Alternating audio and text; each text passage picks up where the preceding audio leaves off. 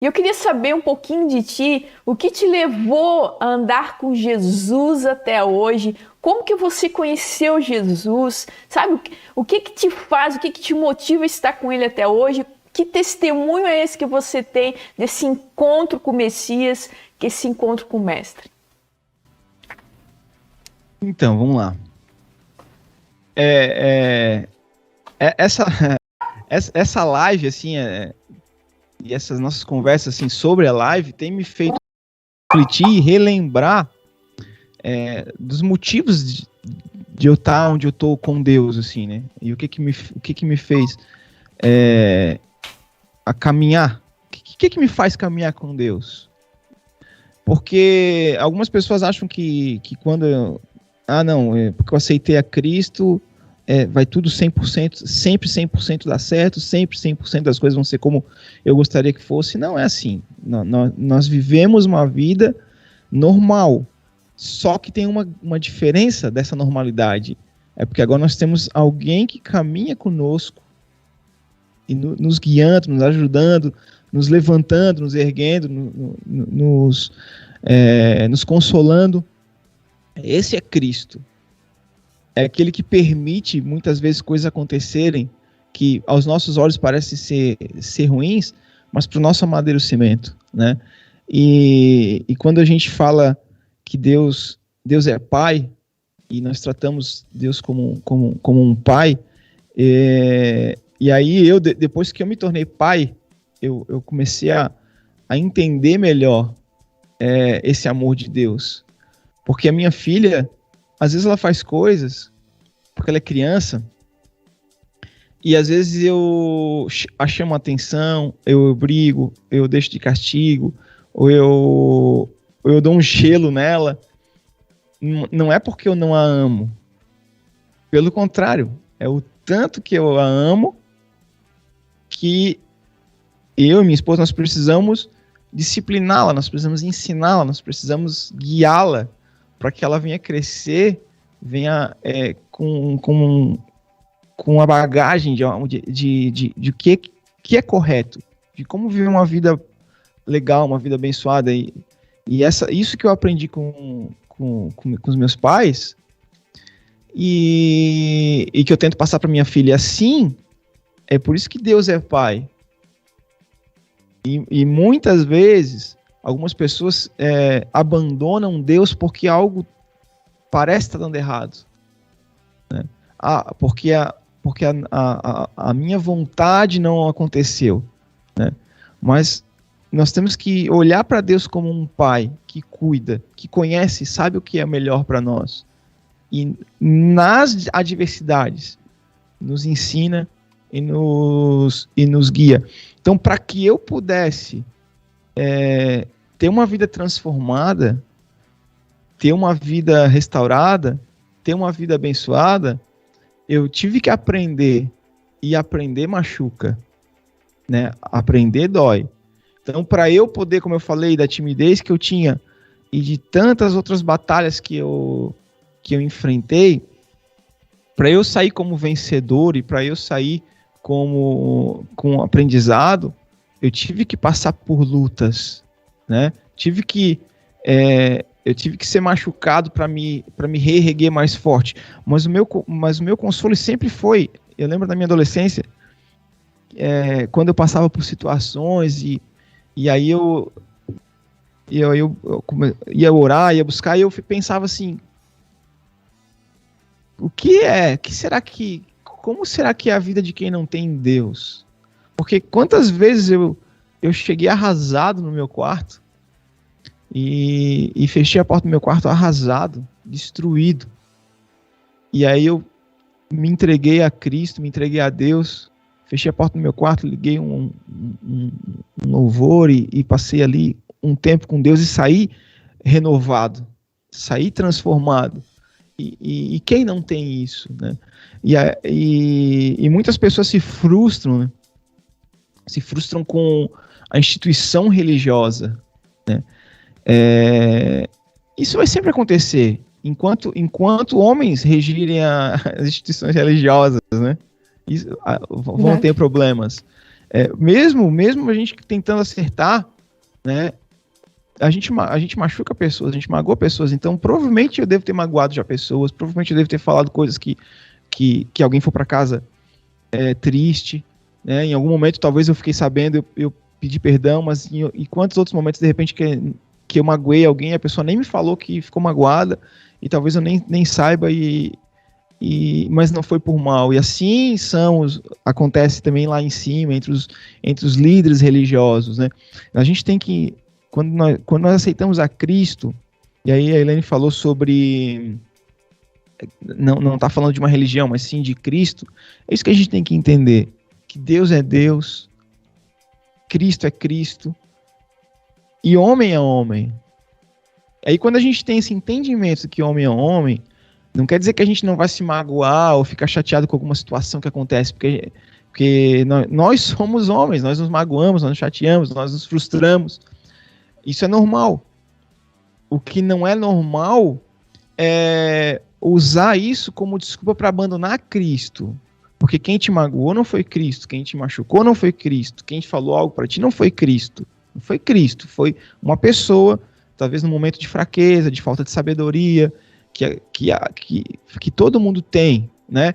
Então é aquela frase assim: se você vai para uma igreja porque ela não tem problema, então você está chegando lá, o problema chegou, porque você tem problema, né? Se você acha que lá não tem problema, se você chegou, Verdade. Você já trouxe um problema, né?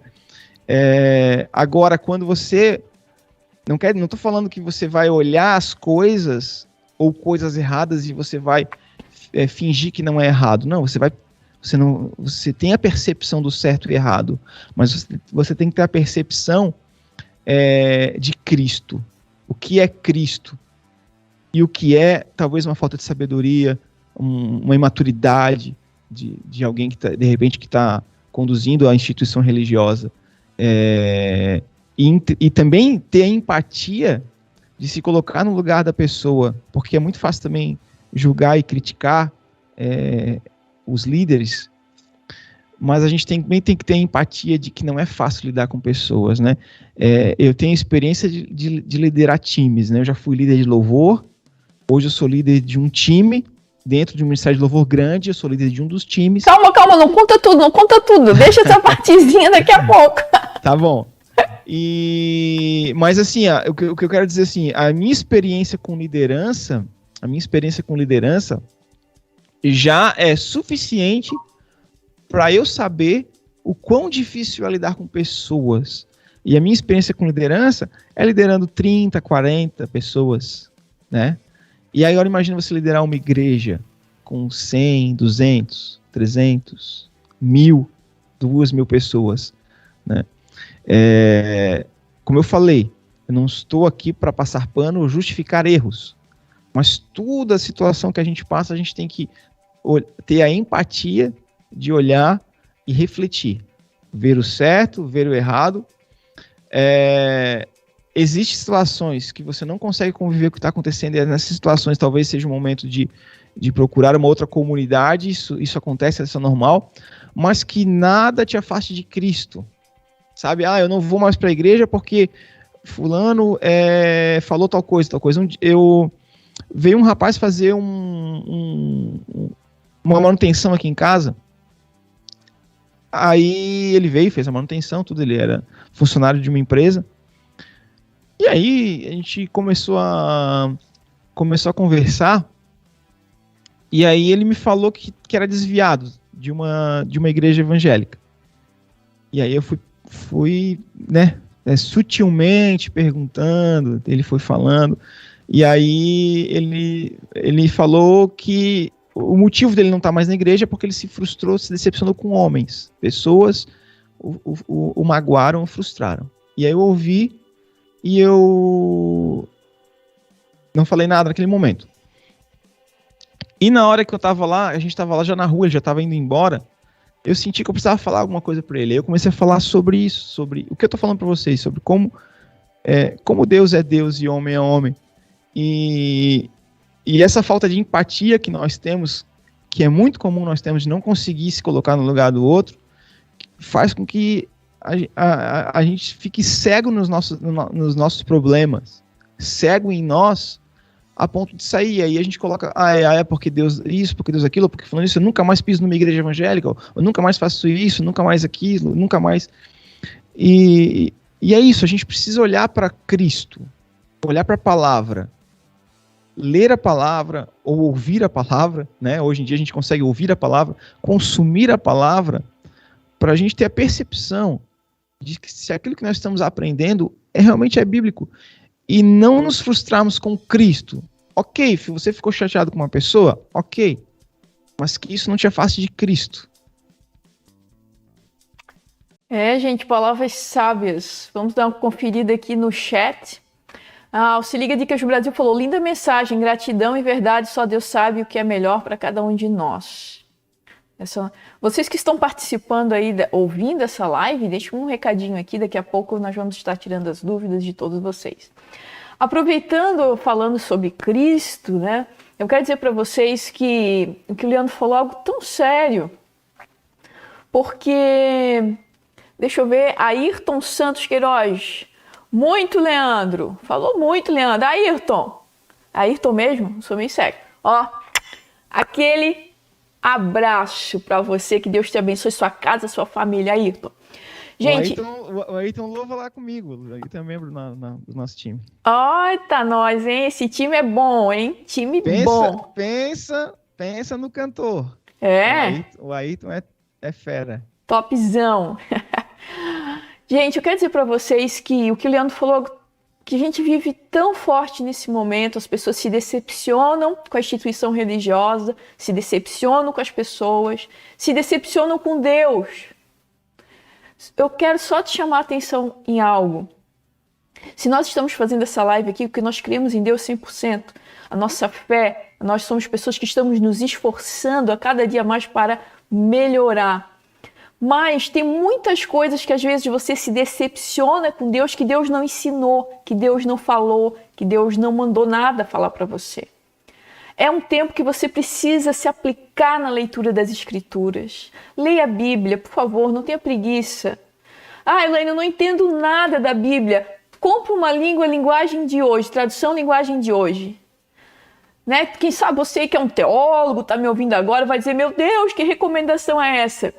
Meu querido, tenha sabedoria, tá bom? Compra a tradução linguagem de hoje, que é uma Bíblia que você vai entender, não tem como não entender o que está escrito ali. Depois você vai trocando traduções aí, mas, por favor, se aplique nas Escrituras. Às vezes a gente fica frustrado, mas Deus não me deu isso, mas Deus não fez aquilo, mas Deus não prometeu nada daquilo. E você está pensando que Deus prometeu, que Deus mandou falar para você.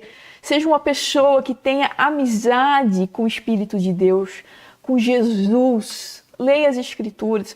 Vivemos em tempos difíceis, que as pessoas deturpam tudo, que as pessoas... Olha, misericórdia, só a graça do Pai. Então não se decepcione. E quando você for na igreja, lá no templo, não vá para agradar os outros. Vá porque você quer louvar o Mestre. Vá porque isso, tudo na nossa vida envolve a motivação. Qual que é a motivação que você vai no templo? Você vai no templo para dizer para o líder, não, estou aqui batendo meu ponto? Ou você vai no templo para adorar o Senhor, para louvar o Senhor, porque você é uma pessoa cheia de gratidão. Então você, eu vou domingão na igreja, eu vou quarta-feira na igreja, porque eu sou grato, eu quero ser abençoado, eu quero agradecer a Deus. Então tudo na nossa vida envolve a motivação, aquilo que nós fazemos. O Ayrton está falando que você é uma bênção, hein? Viu? Não é só eu que estou falando que você é uma bênção. Está dizendo que você é uma bênção. Meus queridos, tem uma coisa que quando a gente conhece alguém, quando você tem um amigo, uma amiga, como eu e o Leandro, a gente desde sempre, né? A gente foi criado juntos. Então eu posso dizer para vocês que eu tenho diversas experiências que eu posso me lembrar e falar aqui entre nós. Experiências de oração juntos, que sempre orávamos lá juntos. tantas experiências. Só que na nossa vida sempre tem algo que marca, uma experiência que marca, Leandro.